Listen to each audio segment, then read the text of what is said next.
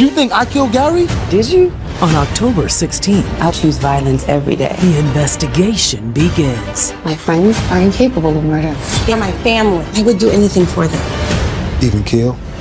Everyone is dying to know Got anything you want to get off your chest? who did it. Gary's got a lot of enemies. Could be anybody. I don't know what to believe. None of us did it, right? Tyler Perry Sistas, new season, Wednesday, October 16th at 9. Watch it live on BET. Hey y'all, it's your Missniecytv and I'm here to break down the trailer for Sistas Season 8. The trailer starts off with Zach talking to Fatima and he's like, so you really think I killed Gary? And Fatima's like, did you? Fatima, I don't even know why you're accusing this man of killing Gary when he was with you, because you're the one that passed him the duffel bag. And he's like, what was in it? And you were like, stuff that we need since the girls are calling me and saying that we need to get to the wedding. And stabbing Gary doesn't even seem like Zach's style. Like, you would rather shoot Gary than stab. Then we see Danny in the interrogation room and she's talking with Detective Watt and she's like, I choose violence every day. Even though Danny is known to pull out a knife on a couple people, I don't think she did it because she already told Andy while they were at the wedding meeting that she was going to burn the place down Lisa Left Eye style. And when Jordan came up to talk to Andy at the wedding meeting, she told the girls to leave and come with her so that she could get the gasoline. So I don't think that Danny did it at all. The girls are at Andy's penthouse and they're having a sister circle meeting, and I wonder if the context of the meeting is trying to figure out what happened to Gary and figure out if Andy is okay. I can tell you, Andy probably doesn't even care that the man's gone. She's happy to be free. She's like, free at last, free at last. Back over in the interrogation room, Andy is talking to the detective and she's like, my friends are incapable of murder. Andy, even though that statement is possibly true and most likely true, you never know what somebody's capable of, especially when it comes down to saving their friend's life. I like how the detectives are trying to put it on her friends when they should actually be looking at her, because Andy is possibly putting on a great poker face. Detective Watt is looking at her like, yeah, right, I don't know who to believe. Detective Watt, you should be out here looking for Tamara or Hayden, because they're most likely the ones that did it. Also, Detective Watt, you should be looking a little bit deeper into Andy. Just because she's a lawyer, that don't mean he can't commit a crime. And honestly, even though she was screaming because she was happy that she found Gary dead, I think she was also screaming because she was like, I finally got away from him and I did it on my own terms. I didn't need nobody's help. Now it's time for Sabrina to get interrogated, and she's like, they're like my family, I would do anything for them. And we know that Sabrina didn't do it because she's too scared to go back to jail because she's traumatized from what Jill did to her. Sabrina doesn't want to go back to jail at all, especially when they were having a conversation about taking Gary out at her house. She was like, we can't do that. First of all, we got morals. Second of all, I'm not trying to go to jail. I think if Sabrina knows something, then she would be singing like a canary just so that she wouldn't have to go to jail. And also, I don't think she did it because she's too focused on trying to start a family and she will want to be there for her child. Zach's starting to get interrogated, and even though Zach does have a motive to kill Gary, for one, taking his money, two, his fiance was hurt at the likes of Gary's security guard, that would definitely be a motive to hurt him. I don't think that Zach did it, especially with Zach having too much to lose. He could lose custody of his child, which he got full custody of. I thought Zach worked so hard to rebuild. I don't think that he would want to lose that at the likes of Gary anyway. As far as Fatima goes, I don't think she did it. Even though she has pulled a knife on Gary before, her style of hurting someone is not with a knife, it's definitely with a gun.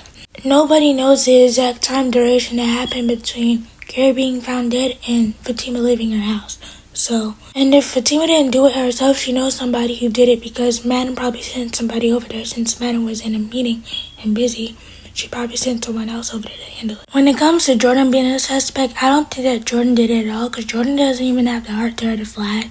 Even though Jordan has more than enough motive to, from Gary hurting his pregnant sister, making her lose her baby, Gary forcing Andy to marry him, Gary putting illegal money into Jordan's campaign just to make sure that his campaign flops, Gary hiring Ethan to take compromising pictures of Jordan at his home. I honestly don't think that Jordan did it because after the conversation with Andy at the altar, it looks like he was actually listening to Andy. Even though he told Andy that he would fight for her, I don't think he meant fight for her. And now it's time for the detective to question Karen. And I honestly don't think that Karen did it, even though she said somebody needed to kill him. Karen is too pregnant to be hurting anybody.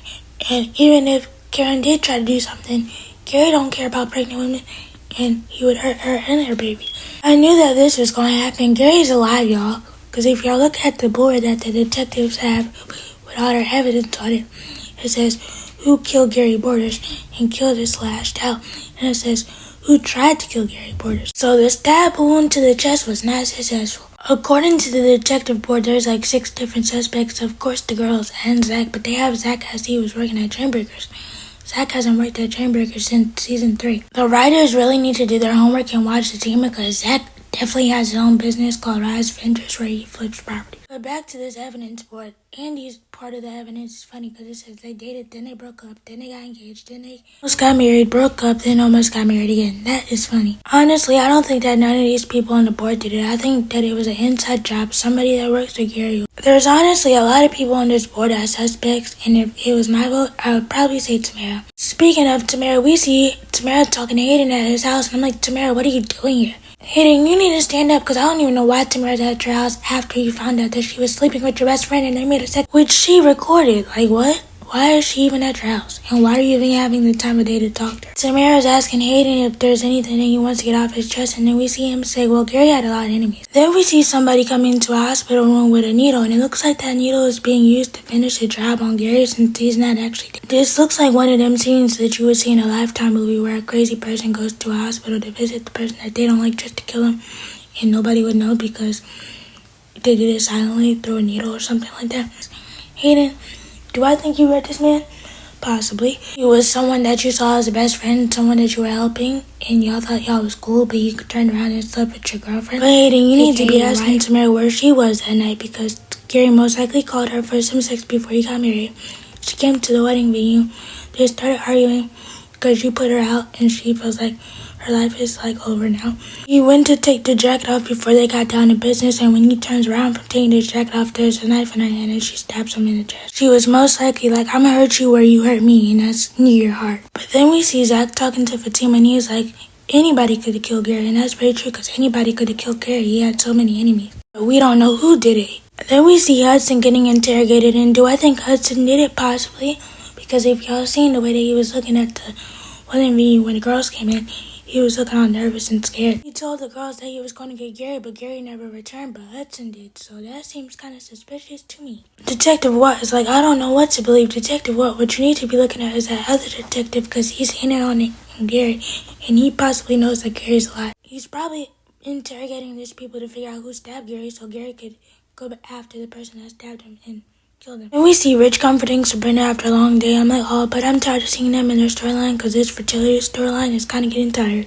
Then we see Hudson running inside the hospital like a chicken with his head cut off. He's probably going there to find some information out on Gary to see if he's actually alive or not. Do I think that Hudson is sad about the possibility of Gary being dead? No. He's happy to get under Gary's thumb because I think that Hudson knows that something's wrong with him. Does Hudson know that his life is possibly in danger if Gary is not dead? Yes. Because Gary's gonna be like, why weren't you there to protect me? Then we see Hayden and Fatima having a conversation at the law firm, and Hayden looks really mad. And I think that's because Fatima's torturing Hayden about Andy becoming partner. Hayden feels some type of way that he went through hell and high water and did anything to get that job and still didn't get it. The girls are over Andy's penthouse, and of course the topic of conversation is who killed Gary. And Karen's like, none of us did it right, but the look on Andy's face is very telling. She's like, girl, if you only, you know. Andy probably did it because Gary probably called her back in the room so they could get it on before the wedding, like he would possibly do with Tamara. Andy didn't want to do it.